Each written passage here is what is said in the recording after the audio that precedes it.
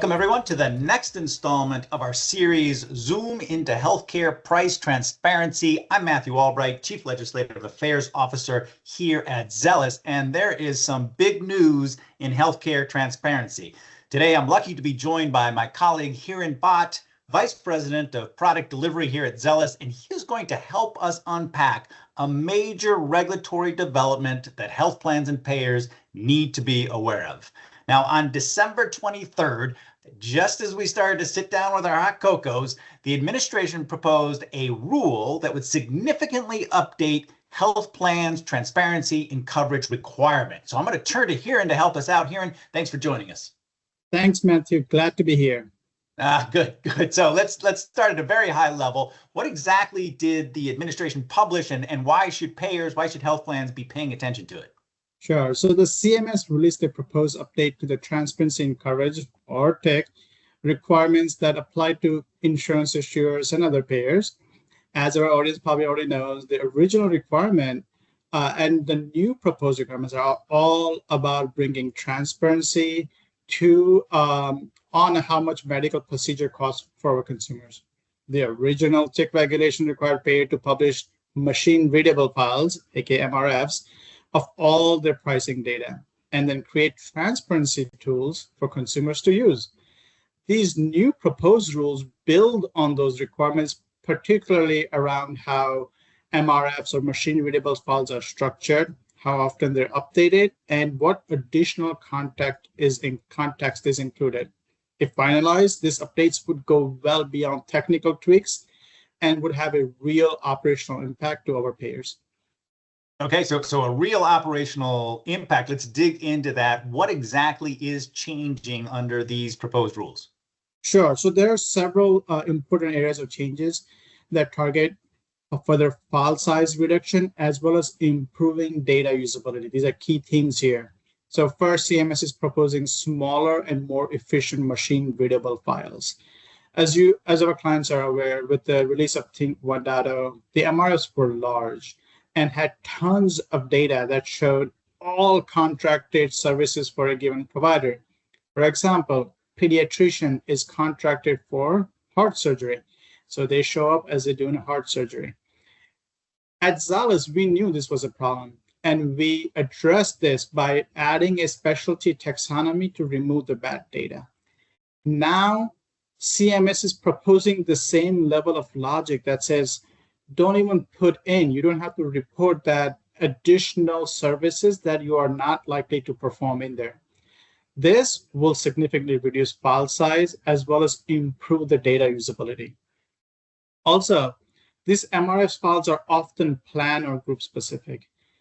This leads to large duplication in MRF files. For example, a same network, a PPO MRF, could have hundreds of MRF files, one for each group or plan. CMS is now proposing to reduce that file count by saying just create one MRF for that one network as opposed to hundreds for each plan or a group combination. This again will have significant benefit to both producers and consumers, lowering overall technical cost. Health plans would no longer be required to report unlikely provider service combination, and in-network rates would be reported at network level, aligning more closely with our hospital transparency standards. Good. Hiran, so I'm hearing about the in-network rates. Talk to us a bit about the out-of-network allowed amount MRFs. As we know, they seem pretty useless now, right? Yeah, exactly. The rule is focused also on making the out-of-network data more usable.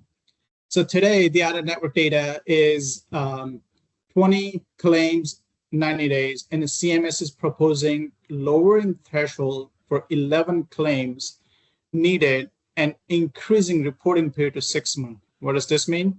Today, those out-of-network allowed amount files are created but not used because they lack the data density.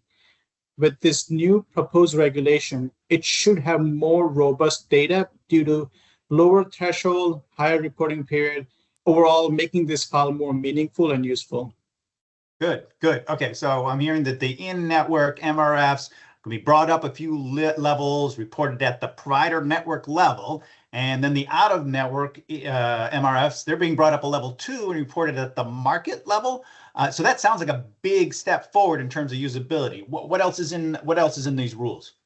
Yeah, so another major theme is added context. CMS is proposing a new required data elements to be added to MRF, such as product type or network names, which really help users to understand what price actually represents while reducing the need to have these duplicates MRFs by hundreds. They're also proposing new change log file, which tracks updates between in-network file publication. That's very meaningful improvement for both regulator and downstream users trying to understand what changed. These files are in terabytes. So if instead of processing each terabyte, if you know what's changed, it significantly reduced the size of data we're processing, the time and the effort. Right. So that's great that there's more data and that the MRS actually would be reporting up a level. But the common complaint still is, right, that it's hard to find all of this data if you're just looking for it, if you're just like scanning through online, right? So is CMS addressing that idea?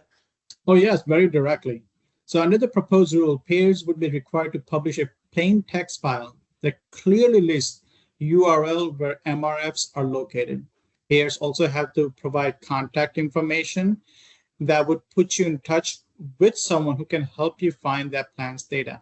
In addition, on their homepage, payers would have to put a link on their footer of their website directing to a page where MRFs are hosted publicly.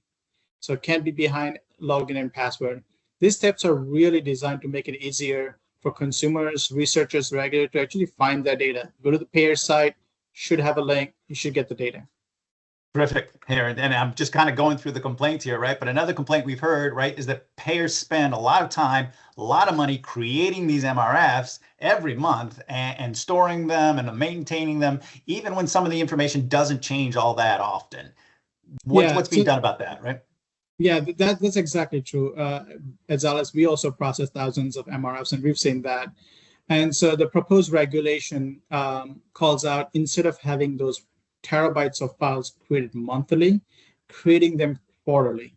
That would significantly reduce the both operational costs and ongoing maintenance for both payers that create it and companies like us that consumes it on behalf of our clients. That said, fewer updates also introduce a new consideration, especially when providers are getting added to the network in between this cycle, potentially missing new provider contract rates until the next cycle. Good. So let's talk about that a little bit. Let's talk about the timing. What does the proposed new timelines look like? Yeah, so there are a few key dates to be aware of. First, HHS is seeking public feedback, including whether we should stay with single standard file format. 90% of the MRFs today are JSON based. There are a few other options, but they want to streamline to single, so it's easier for everyone. They're also proposing that all the pricing information is available via phone starting January 1, 2027. HHS is also looking feedback on all these proposed rules. Remember, these are proposed rules, right? So they are asking for feedback. What makes sense, what doesn't make sense, how much time and effort would something like this cost? So they're taking those feedbacks, and importantly, public comments are all due by February 21, 2026. So once the final rule is published, it takes a year and a half after the proposal to get to the final rule, somewhere around late 2026. And after that, the proposal says the MRF requirements would take about 12 months after final rule is published, which puts us, in likely implementation in late 2027, early 2028. Okay, good. So sounds like compliance not till late 2027, maybe at earliest, but certainly pretty quickly here. Payers should definitely give feedback on these new proposed requirements and also start thinking about how they would implement the proposed requirements. In that respect, what does this mean practically for payers? First, it's important to remember that these are proposed requirements. CMS may adopt some, all, or none based on the public comments. That's why submitting comments and suggestion is so important. That said, if finalized, these changes will require substantial update to both in-network and allowed amount machine-readable files.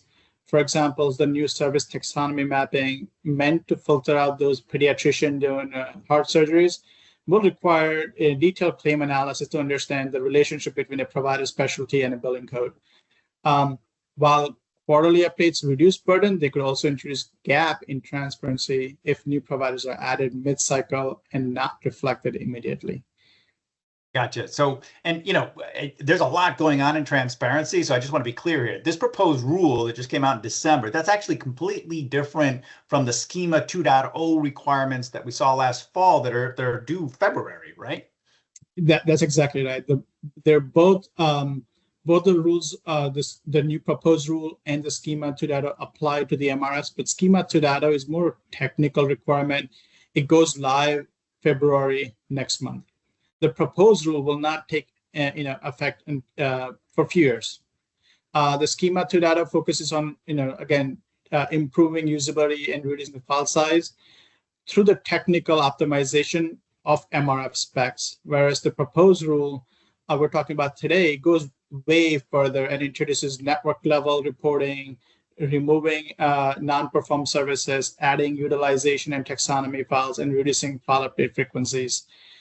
So while 2.0 was a important step, small step, this new proposed rule represents much broader and much more impactful evolution of the transparency and coverage framework.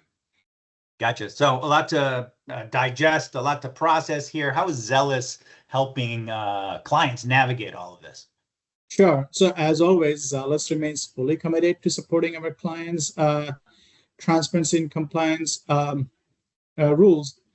To date, our solutions have helped over 50 million members access price transparency information. We continue to invest in innovation, pricing accuracy, and flexible service model to support evolving regulatory requirements.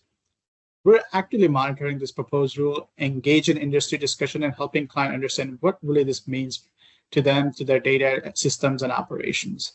Also, Zelis is leading expert in managing transparency data sets and can help with MRF creation, hosting, consumption for member-facing tool. Zelis has also experience in solving all these new changes you heard about, from unnecessary service data to managing network level MRFs. Great. Great. Sounds like Zelis has got it under control. Any final guidance for payers watching this? As always, stay informed and stay engaged. Consider submitting comments during public comment period. Assess how these proposed changes could affect your current tech approach, and partner with experts who understand both regulatory and operational complexity. Zelis is here to help you every step of the way. Thank you, Hiran. And thank you, everyone, for joining us for another edition of Zoom into Healthcare Price Transparency. We're going to continue to monitor CMS activity in this space, keep you informed as this proposed rule moves forward. For more information, be sure to read our latest blog post. Reach out to your Zelis client manager. Thank you all for watching. Thank you.